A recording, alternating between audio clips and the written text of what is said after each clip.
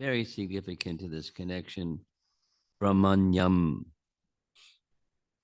Dhruva Maharaj was very devoted to the Brahmanas, who engage in the study of the Vedas and thereby know the Supreme Personality of Godhead. They're always busy propagating Krishna consciousness. The state should be very respectful to societies like the Hare Krishna movement that distribute God consciousness all over the world. But unfortunately, at the present moment, there is no state or government support given to such movements like the Hare Krishna movement. As for good qualities, it is very difficult to find anyone in state administration with any good qualities. Now, Prabhupada is really sticking his neck out because administrators of governments are going to read these books and they're going to think, gosh, this guy is, we have to stop this guy.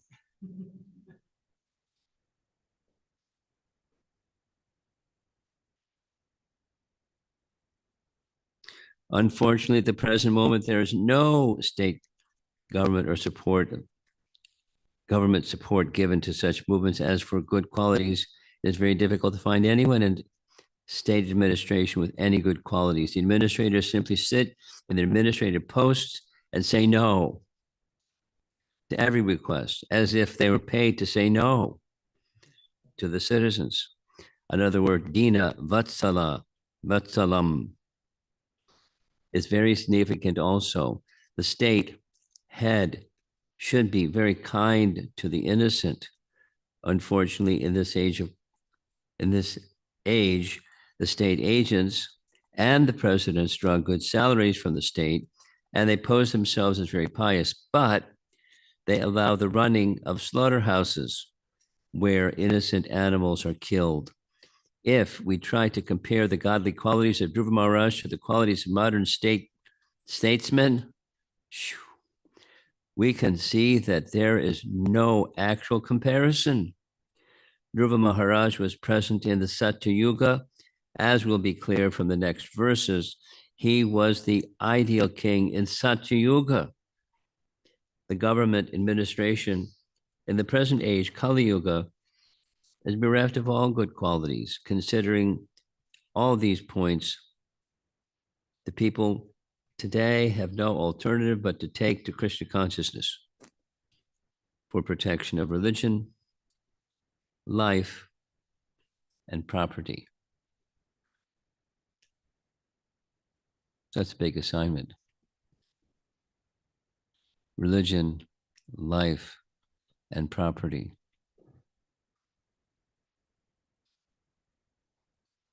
Because the religious organization such as ISKCON doesn't have the authority for property or life. Certainly religion, but not the others.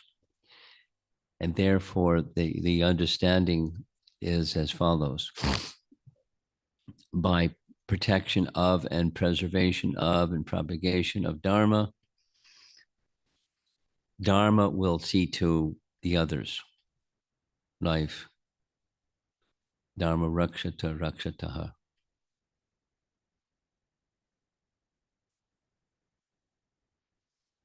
And property. Now, protection of life doesn't mean we won't die. That's not a promise because we're all going to die. But the untimely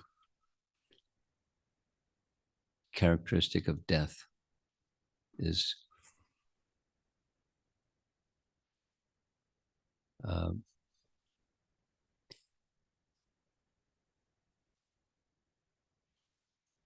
protected by the principle of Dharma. Now, when the principle of Dharma is intact, then there's other factors. Like that is, three things. A contemporary situation is Ambarish Prabhu has been in the hospital and in the intensive care unit because of a heart attack. And there's been bulletins going out. I don't know if you're familiar with all of this, but his number one assistant was sending these messages indicating, please offer your prayers to Krishna, whatever can be done.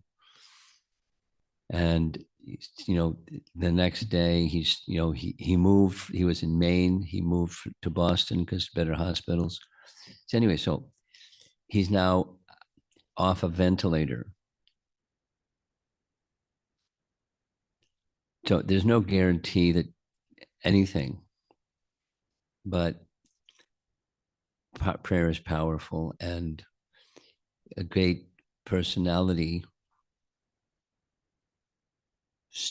saintly personality, by his quality and his character and so forth and his service, he's being protected.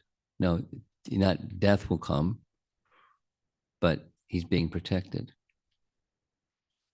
at least temporarily, and so forth and so on. So that's one like contemporary example, like really contemporary as of this morning.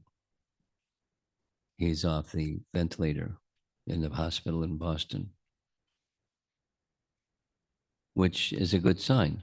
It's not, could relapse or something, but it's a good sign. So he's being protected by Dharma.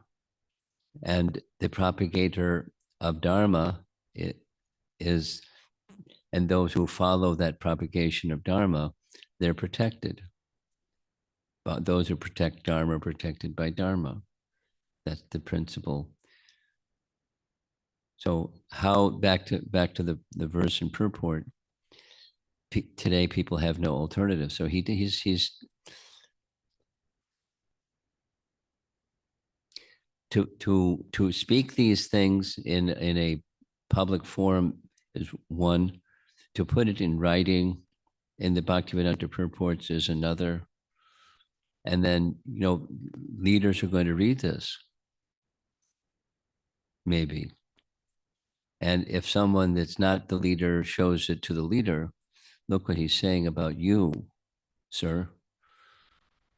Then how enthusiastic is it? Is that leader going to be to endorse the spreading of Krishna consciousness and protection of Krishna consciousness? And isn't it a fact? Let's just take, for example, Rath Yatra festivals. We can't have a Rath Yatra without the permits from the city or wherever the place the Rath Yatra is going to occur. So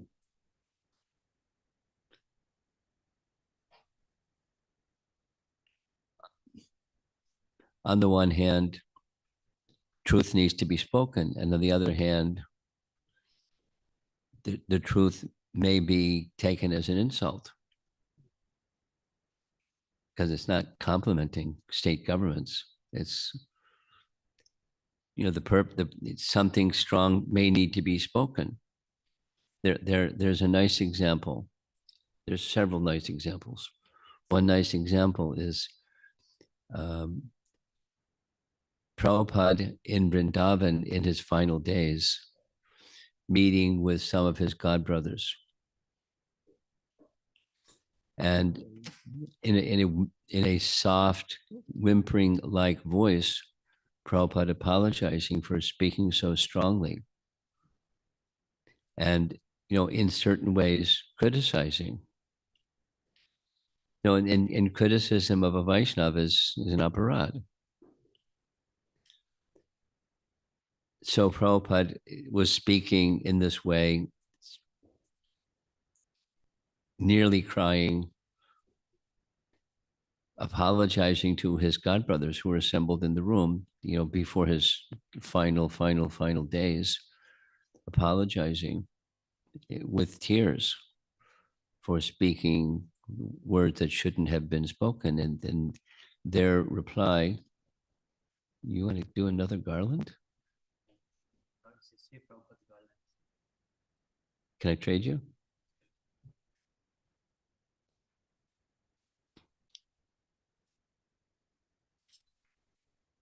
Oh, uh-oh.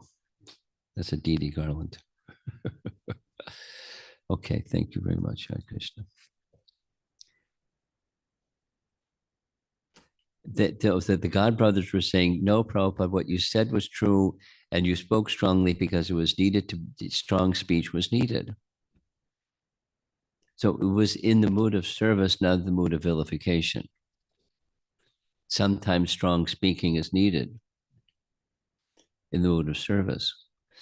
Then who's to determine is it needed or not needed, and how strong? Where do you draw the line? So an acharya has that capacity, and he was being honored by his godbrothers that he did the right thing, and Prabhupada was not accepting that he did the right thing. Anyway, so that's loving dealings between very elevated Vaishnavas, without naming the names of who was in the room.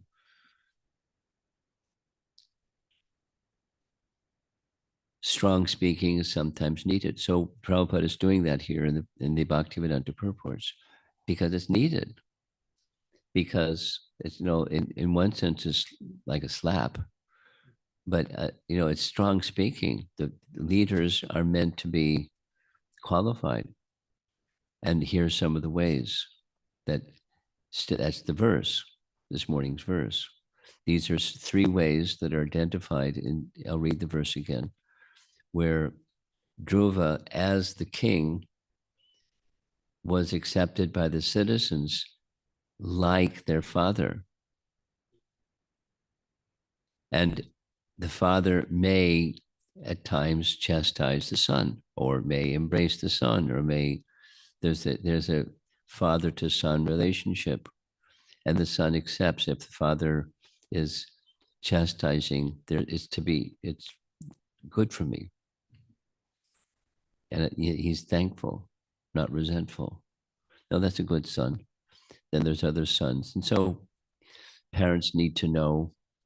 Parenting is a whole big topic, but parents need to know what's acceptable and what's crossing the line, what's going to produce what's wanted, and what's going to produce a pushback from the dependent. But here it's not the case. He's dealing with the citizens in such a way that the citizens are accepting the king to be like their father, a father figure, and thus very affectionate. And therefore, if the affectionate king leader says turn left, they're ready to turn left. He says turn right, they're ready to turn right. Not by allegiance and obedience and blind following, but by a transcendental dimension. And then the transcendental dimension is enhanced by this one word that's mentioned in the first line of the second paragraph, Brahmanyam. That is, as a king, Dhruva was very dedicated to the Brahmanas. And the Brahmanas, dedicated to the Brahmanas, means the Brahmanas would give wise counsel. And when the wise counsel was given, the wise king would follow the wise counsel and stay guided on the path of Dharma. And that's the message in the purport. The Brahmanas,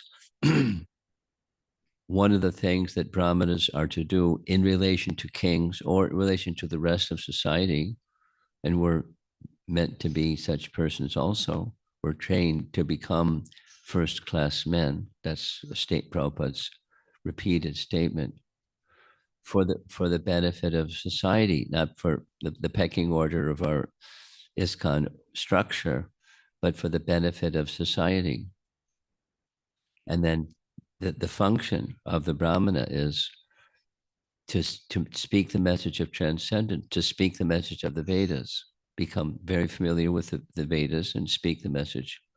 So different ways of speaking the message through book distribution and through classes that are organized for people that are not yet first-class men to become first-class men by the Association of Brahmanas in a very organized fashion.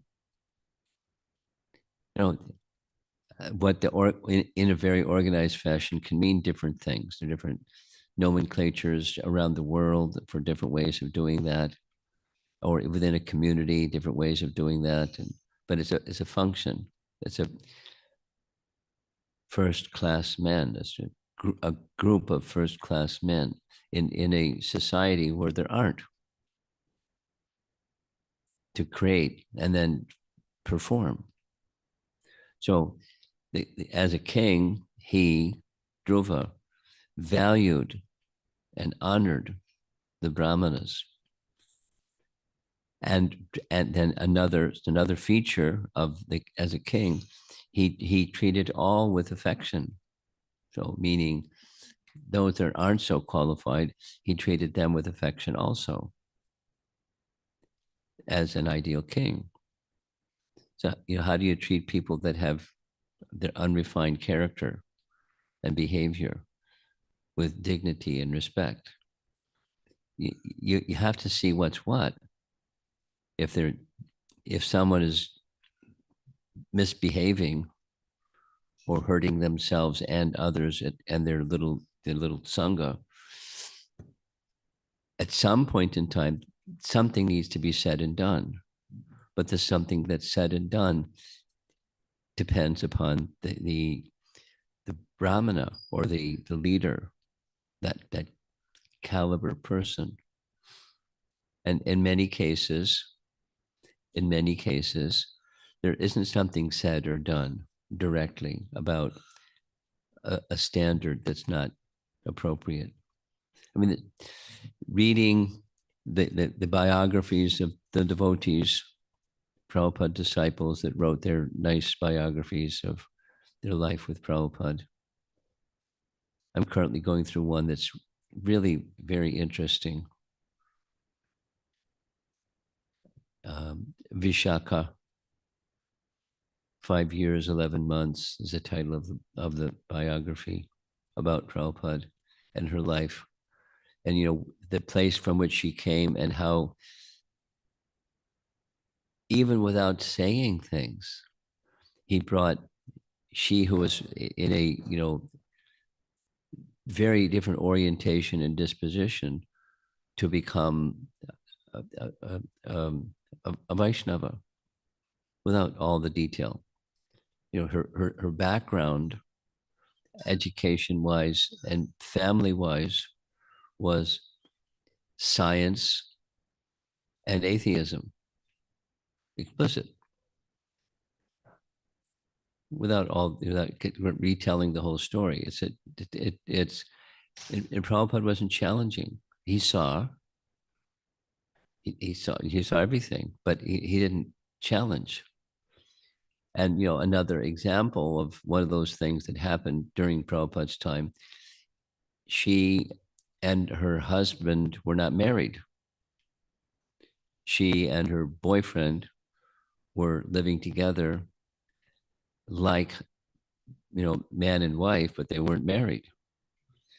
And Prabhupada spoke about a principle in class, but didn't say anything to either of them. And at a certain stage in time, they wanted. But he lifted their consciousness to the point where they wanted. He didn't compromise in principle what the standards were, but he didn't command it or demand it. Anyway, he was an expert acharya, elevated personality that could lift people without confronting their, misconduct. If confronting misconduct was needed, like he's doing here in this purport. but there's a reason, and a time and a place and a procedure.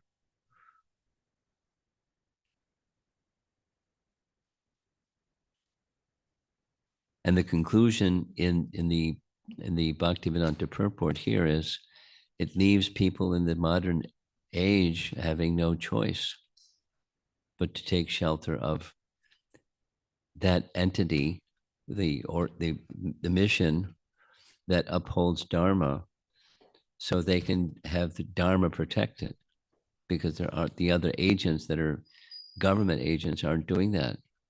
Quite the opposite, supporting slaughterhouses. It's not just government agents, it's like society. Look around, drive up and down the street and take a look, see what the eating establishments are. And that's the atmosphere. And it's okay. It's just norm. Just life. So it is degraded life. Without shouting from the rooftops, it's degraded life. And what to do about it?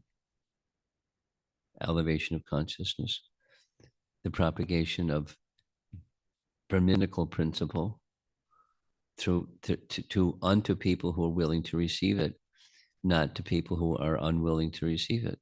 Anyway, there's a challenge involved. I want to say one other thing, that this is this protection of life and property. Prabhupada uses the phrase at the end of the first paragraph and at the end of the second paragraph.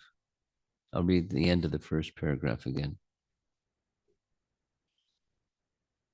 At the present moment, however, there's no guarantee by the government of even primary necessities of life in the state, namely the protection of lives and property of the citizens. Now, Vedic culture, this is Satya Yuga. This is at the very early stages of Satya Yuga. It's just shortly after Swami Manu, and then his two sons, Priyavrata and Uttanapada, and the son of Uttanapada is Dhruva. So it's like third generation right after Manu.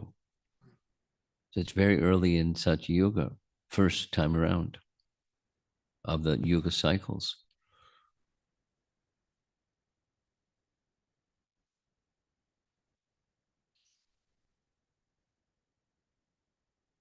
And continue forward in time, in a similar situation arose during the rule of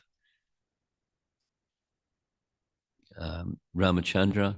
A similar situation arose during the rule of Ugrasena.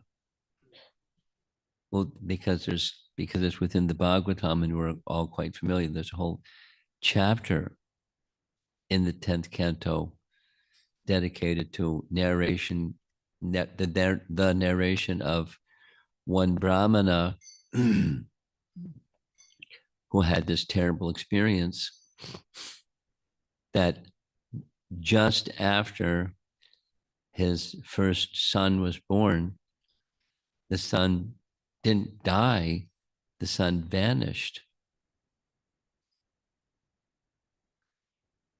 And then he complained to the king. What kind of king are you? Second son, some number of sons. And he was blaming the king. There must be some discrepancy in your performance of Dharma, because otherwise the Brahmana citizen would be protected from this kind of anomaly. So I'm not engaging in sin. You must be neglecting Dharma, because otherwise I would be protected. So this difficulty was the blame, or the cause of protection was absent, because must be some discrepancy from the king. So Arjuna, you know the whole story, it's a whole chapter. Arjuna heard this talk. He went to the Brahmana, promised the Brahmana, I'll protect you. I don't know what happened to your other sons, but I'll protect you. Tell me when your son is about to be born. And he, with his arrows, he created this impenetrable shield so that no one could come and take the sons away. And that when the son was born, the son disappeared. So Arjuna had given a promise: if I fail, then I'll take my life. I would enter into fire. So as he was about to enter into fire, because he made this pledge to the Brahmana, Krishna stopped him and said, "Don't do that. I know where those sons are. I'll take you there." And that went. It was Mahavishnu who wanted, who was busy being Mahavishnu and didn't have the opportunity to see Krishna. So he wanted to see Krishna. So he knew Krishna would come, and Krishna came. It's a nice, and then the whole description of the coverings of the universe, and it's a fascinating chapter. But the point being, when the king is pious and virtuous, like Dhruva was, then the citizens are protected. And they feel that sense of protection. They feel the fatherly protection from the leader, from the king, or whomever. And the discrepancy, if there is discrepancy, the blame or the responsibility goes to the king. So who can say what kind of culpability, karmic culpability, modern leaders will have for discrepancies? It's, it's Kali Yuga. It's topsy-turvy chaos. And it would be foolish to expect otherwise. So what to do? Propagate Krishna consciousness, create first-class men. So then there's a great, we'll end with this. There's a great, say it 5 times, super great responsibility for those who are ISKCON personalities who are being trained, the opportunity to become qualified in the absence of a qualified leader, to become qualified brahmanas, to live life according to the standards of a brahmana. And that's a challenge because we don't have that upbringing. It's not the culture in which we're living, in the world around us. And we're not meant to be isolationists, like cloistered little entities. We're involved in society with, looking around the room. People have occupations and they have interactions with worldly people. Here we are, in the middle of Michigan. It's not, the compromise, the absence of Dharma is prevalent everywhere. So how to become ideal? And then that's a big responsibility, to become and then to live and to lead and not compromise. Anyway, that's the challenge and the opportunity at the same time. So it's good to have a little splash in the face. Please be aware that the intention of our founder Acharya and predecessor Acharyas to propagate the Bhagavad Dharma message and then to live it and propagate it further onto others, both by prachar and achar. It's a lifetime of service, and a very important service at that. In contrast, Kali Yuga, the darkest of ages, comparing to the Satya Yuga pinnacle, the very, very, very beginning of Satya Yuga, the first Satya Yuga. after creation.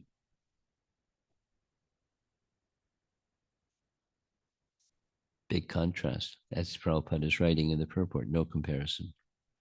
There's no need to even try to make a comparison. But go in that direction. That's why it's here. The Bhagavatam is for people of this age, not otherwise. So it's not such yoga, but it gives us light and a direction to move in. Okay, 9 o'clock. A few minutes before 9 o'clock. Let's see if there's some discussion.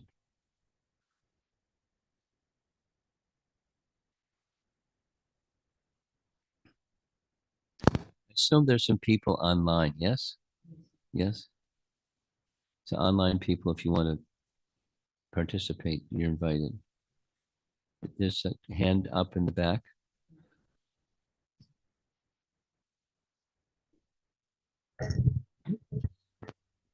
Maharaj, thank you so much. What we are encountering currently and what Srila Prabhupada was dealing with probably 50, 60 years back, what we are seeing is quite degraded from that point. Yes. But the efforts from the society like us is trying to make, and even Prabhupada said, even 1% of the people in general take up to Krishna consciousness, the vibration will be changed of the whole planet. We are so far from the Vedic culture. Apart from the usual efforts that are being made by our society, have you encountered anything in your personal dealing or seeing something that has attracted you, like, oh, this is the way forward, or this should be taken up more seriously? Because what we are seeing is 9 to 5 jobs, people working out, commercial, we are being part of the same racket or a circle where there is a very little opportunity to,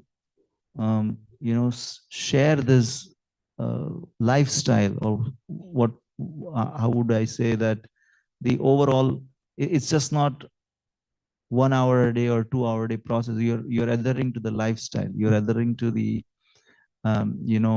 subscribing to the values, basically. So I just wanted to hear from you if you would like to share any of that. Thank you. It's not several things. The question is broad. And there's not like a silver bullet. Rather, it's the stanes tatakshruti katam tanavan manobir. That's like our motto. And so we're the advocacy. Chaitanya Mahaprabhu accepted that as the goal of life and the means to achieve it. So the silver bullet is not hit the dynamite plunger and blow the whole thing up and come up with something else. That's not the model. So the model is, from wherever people are, stanes tatak, engage in hearing, shruti gatam, tanavan madobir. So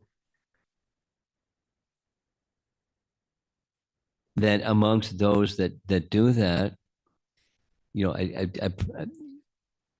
one response in the premise of your question is there's an opportunity in the medium of the 9 to 5 people to be of the quality and character and caliber that impact people in the positive way, just by interacting with people that are the 9 to 5 people that you interact with, as opposed to the opposite, as opposed to being, one of the elements of degradation that just adds to the rest of the degradation. So, and you add it up over a population, and it has an impact. The purity even as there during the 9 to 5 hours, you're not giving a Bhagavad Gita class, you're exhibiting the character or not of, a person connected to the Supreme, and then live the lifestyle and eat the foods and speak in a manner that's becoming of a Vaishnava. And some people may notice, some people may not notice, and some people may notice. I've had this report back. Somebody will ask, like, what's with you? You don't get irritated and aggravated like other people in our our little conference call.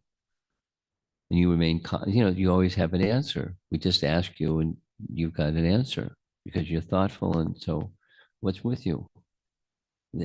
People ask, but they may not ask, and that's perfectly fine too. So by modeling, by being in the character and modeling the character of a Vaishnava, has its power.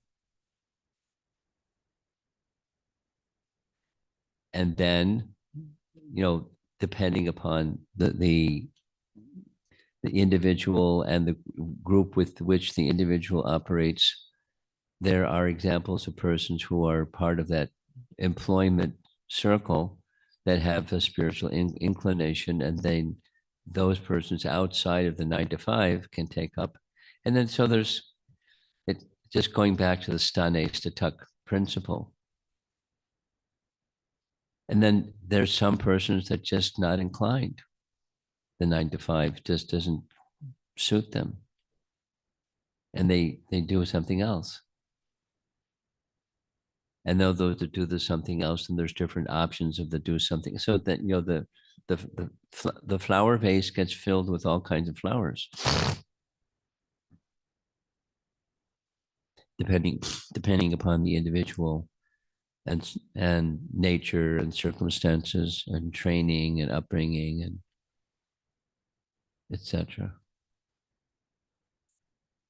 So my short answer is, starting with that principle, focus upon the hearing and chanting. And in addition, focus upon being of the kind, developing the achar and prachar that corresponds to a Vaishnava in all circumstances, and dedicate oneself for the mission of the Hare Krishna movement in principle. And it's going to take different shapes for different people.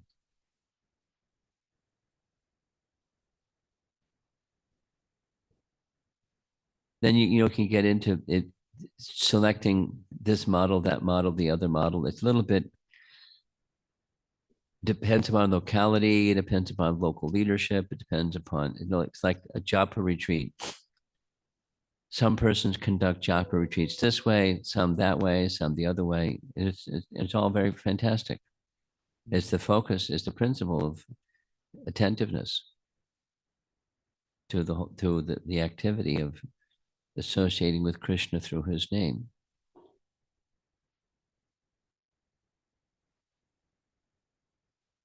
So there are different approaches in different localities with different leaders and leadership models.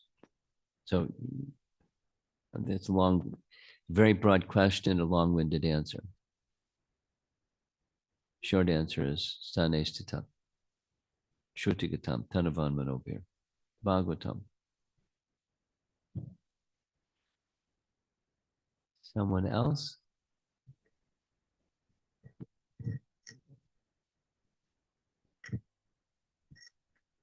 Thank you, Maharaj.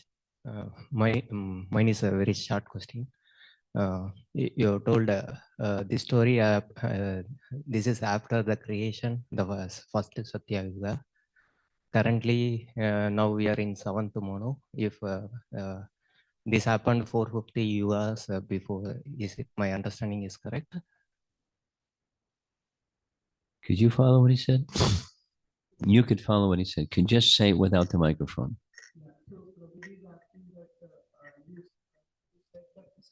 first Satyuga, which is in first month, but we are in seventh month. So this happened 450 Satyuga before, right? That's what Prabhupada.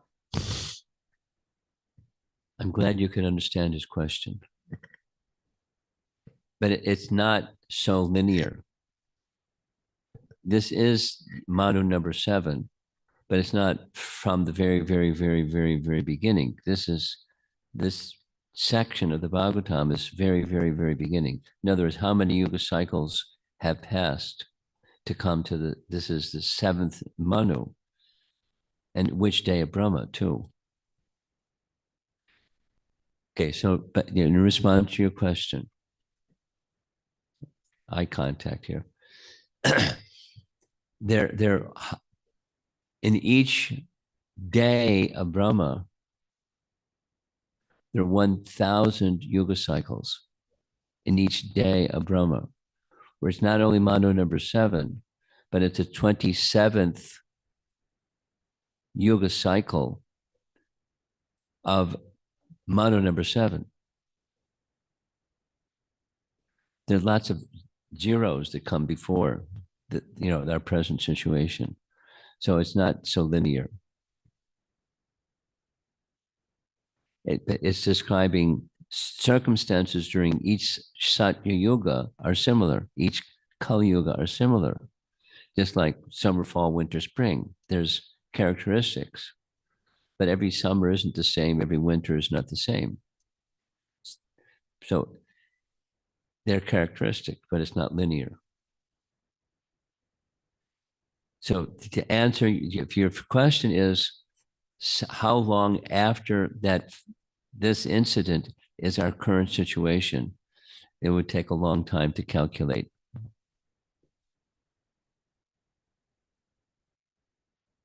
Does that answer your question? Yes, ma'am. Thank you. Okay. Someone else.